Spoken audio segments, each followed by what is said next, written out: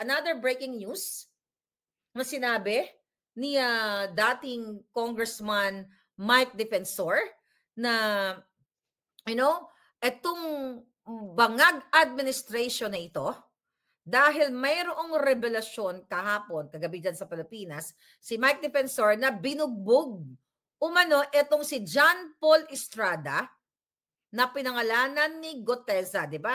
Na nagkasabwat doon sa pag-deliver ng pera.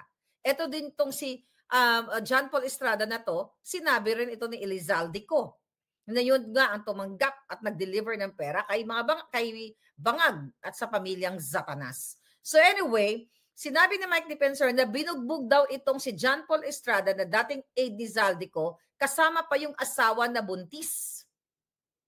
At pinalipad papuntang Chile gamit ang fake passports para daw hindi sila makapagtestigo sa flood control scandal.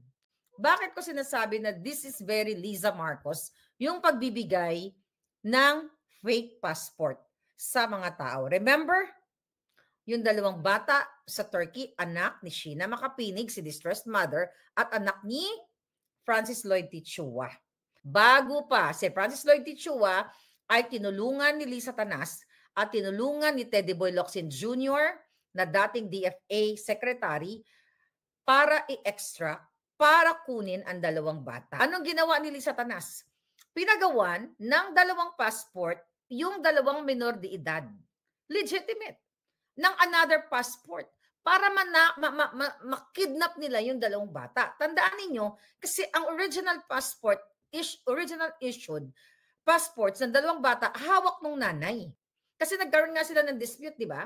Dahil tinulungan ni Lisa Tanas, nakipag-conspire si Lisa Tanas, si Teddy Boy Locsin Jr., si Maria Lourdes Barcelon, asawa ni Teddy Boy Locsin Jr., at si Francis Lloyd Chua, bago pa lumipad si Chua, may bitbit na siyang dalawang passport papuntang Turkey. Kaya naging successful siya sa pag-kidnap ng sarili niyang anak dahil,